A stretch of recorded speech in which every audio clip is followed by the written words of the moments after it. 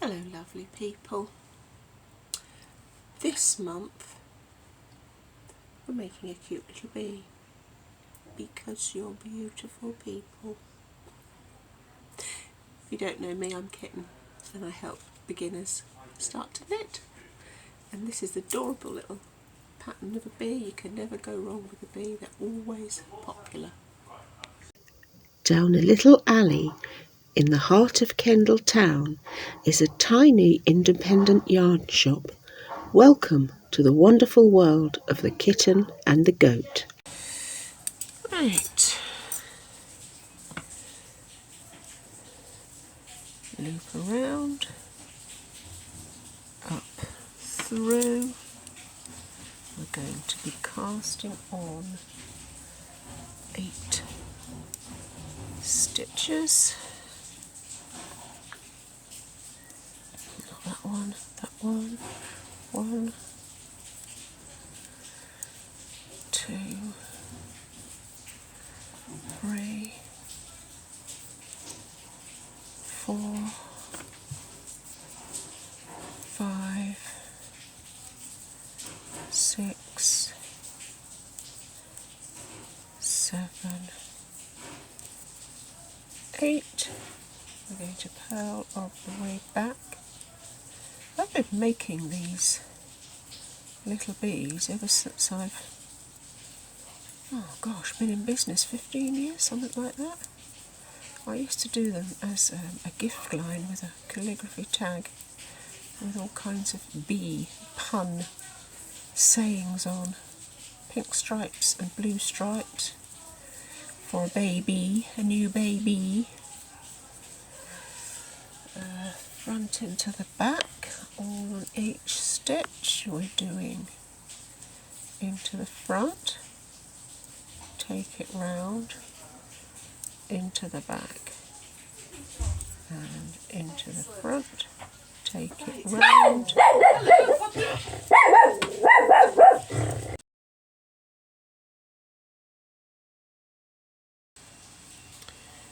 So we worked the first bit, and now comes the time to add the striping.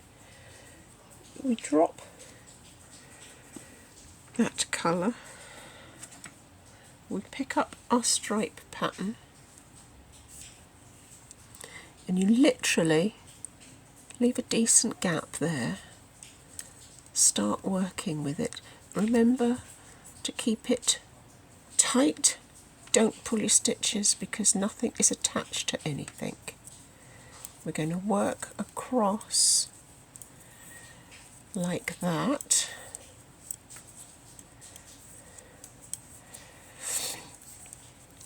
Yeah, these make great little gifts for all kinds of things. You can sit and make yourself a list of bee puns and bee jokes and then write it on the luggage label and tie it on.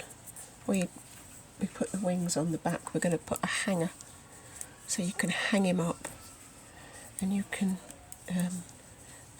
what is it, be unique, be beautiful. There's all sorts of things. Everybody's into bees. Bees never go out of fashion, do they? Dear little fluffy things, bees. Not seen many about this year yet. Perhaps it's too wet. It's definitely blooming chilly. I mean, I'm filming this early so I can get ahead a bit, but we had summer and now it's got all chilly again. So we're going to work, I think it's 4 rows like this, but there's a little trick that I want to show you when we get to the other side. We've done that. Take these 2 ends and knot them together. Just one will do. Pull it reasonably tight and secure. That will hold it till you get around to doing something else with it. Okay, there's a little trick I want to show you when we get to the other end. When you get back to the beginning, you have a choice here to save you keep breaking and sewing in tail ends. If you wrap these two around and then carry on using this colour, it will take your brown up so that when you come back after the next couple of rows, it'll be here to work and you won't have a great big loop hanging in the middle. I suppose it's, you know, it's a toy, it doesn't really matter. But if you get in the habit of putting that twist in, you see how it takes it up there? It'll be there ready and you won't have that gap. Your alternative is not to do that, to just let it drop. Work your next couple of rows, break this so your tail's in. But we are going to do this and lift that yarn up there.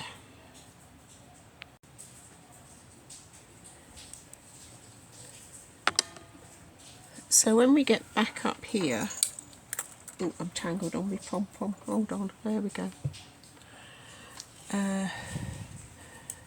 You will find that you've taken your yarn up a little ways. You can do this if you're doing multiples of even rows. You could do it again, twist that round, carry on with that, and it'll take it up the outside of the work so that you don't have to keep breaking the yarn. I'm actually going to twist it anyway so that I get a secure piece to go up here, and then I'm going to keep going. We're going to give everything a little bit of a tug, tug, tug. Keep it reasonably tight so we don't get gappy stitches on the edge, and then we just keep going. That's how we work our stripes. You can mess about with the stripes as much as you like, bigger stripes, smaller stripes. Okay.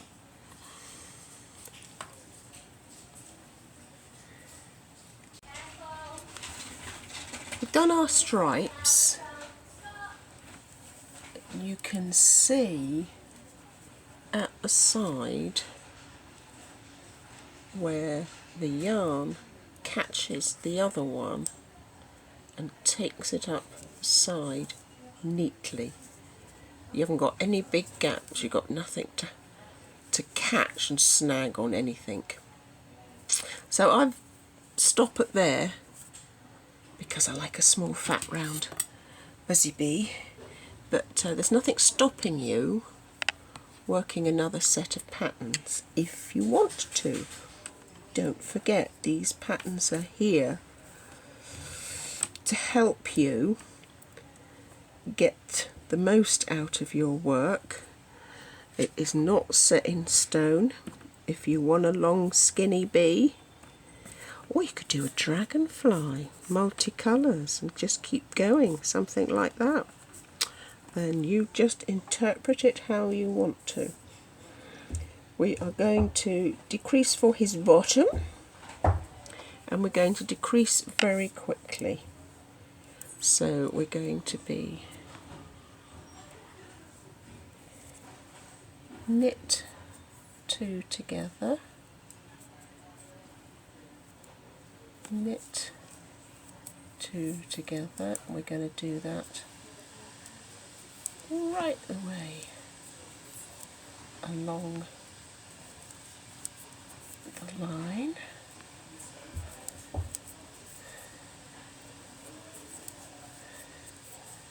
And then when we get to the other end, we're going to be purling two together, which is exactly the same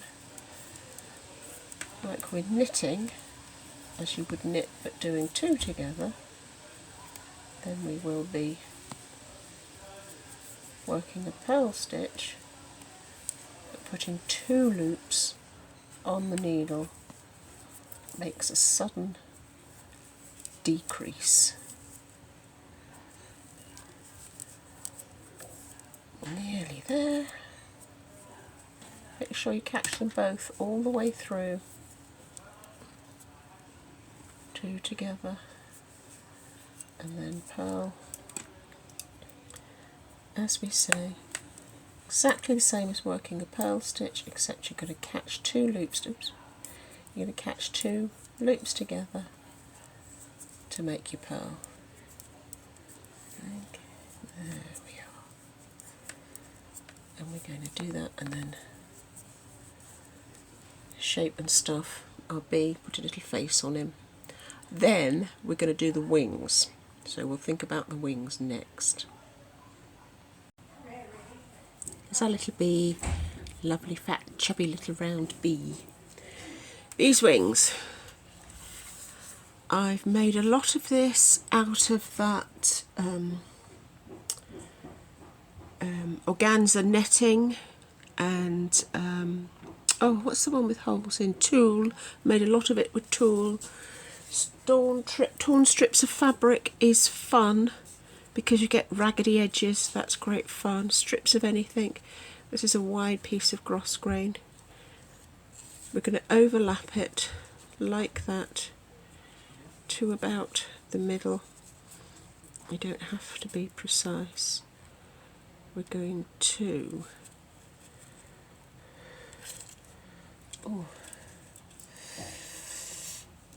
sew through, right through everything.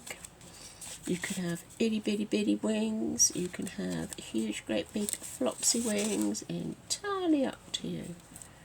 Run a line of stitching.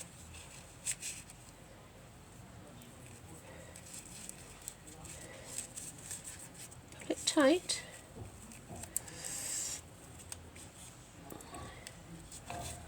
Secure it.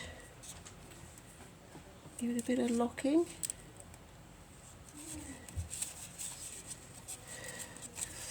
You want to bunch it up.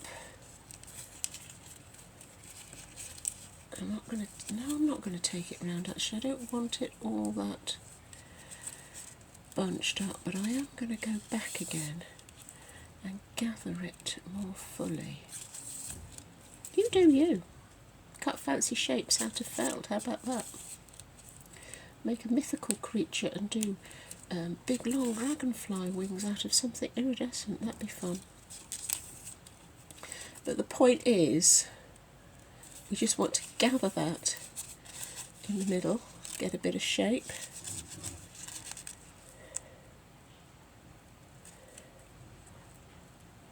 Oops. Put it in tight. I'm struggling with my blooming hands to hold it and pull it in tight. You could put another piece of ribbon around there. I don't want to buckle it up like a bow. I want to keep it reasonably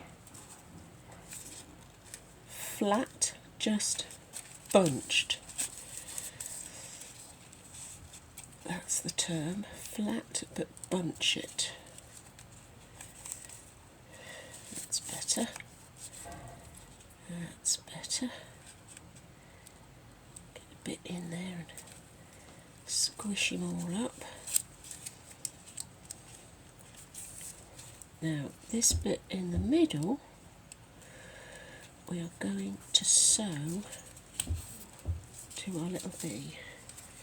We're going to sew our wings through from the underneath. It is easier to do this with sewing thread than it is to do with a thick yarn. Possibly if you've got a more open fabric like a net, it won't make a difference, but this gross grain ribbon is really tightly woven. As you can see, I am struggling to make it do what I want to do, but in this case it's easier. A bit of open work, mesh net. be okay. Right, that's pretty much it. Pretty much it. Take that through, hide the tail. Sew his little face on, put him a cutesy little face on. If you want him as a hanger, you can put, I'll see if I can show you.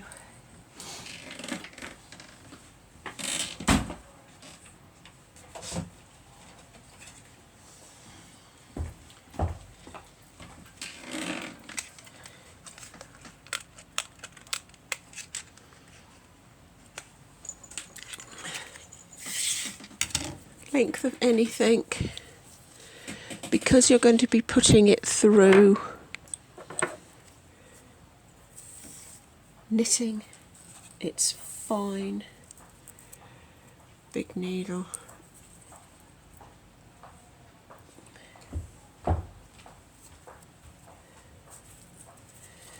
Put him through here.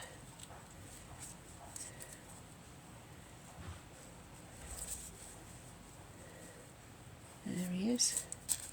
Just pull, oopsie daisies, pull and wriggle until you get it through there, wherever you want it to be. It is stuffing inside, so it will all move apart. You can use this bottom bit, knot it, hang big beads on it, make it an extra thing if you want to. Come on, you silly thing, come through. Oh, we're nearly there. We're nearly there. There he comes. It's slightly more secure putting it on this way, although it's probably more of a faff. But it's more secure because your ribbon's gone right the way through. You're not going to break any stitches. Pull it out. But you can use that to hang. You can either tie a knot and just let the knot sit there. You could put a couple of beads there. You could put a bead there. Fluff his little wings up if you want to. Put a tag on it with one of the quotes about bees. That'll make a super little gift for somebody. Very cute. Never go wrong with a little bussy bee. Looking after our bussy bees. Okay.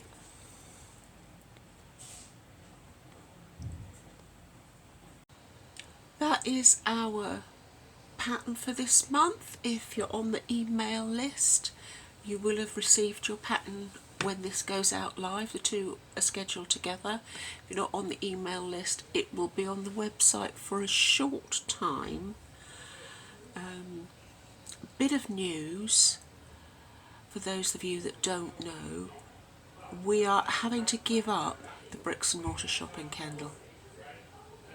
It's no good. It's the economics. It's just not working anymore. I'm going to be keeping the website. I'm going to be keeping the email list. I'm going to be running the YouTube channel. I'm hoping that I'm going to be able to get a little bit of income from that, the way things going. We can sell patterns on the website. I sell patterns on KDP anyway. We're looking for new ways to get a little bit of income, but having the high street shop with no footfall in the town is just unsustainable anymore. I'm not paying the bills, and that's it. There's nothing I can do about it. I've been gradually winding down. I'm aiming to be closing the shop August-ish time, but as I say, we will be online. We are getting the office set up at home. Amazing coincidence, we had all that building work done, and I have a filming place to film. I have a setup at home now, so that's the way we're going to be going. Join the email list. We're going to be expanding the YouTube channel to include more coping with chronic health issues, because that is what is at the base of all this. how do you work and manage and do all this stuff with all your chronic health problems and issues. I'm hoping the technique will keep going. If there's anything you want to know, ask. If you want me to do a video on anything, just ask. Basically, let's just keep in touch and see what new chapter this brings us. So, we'll see you next month.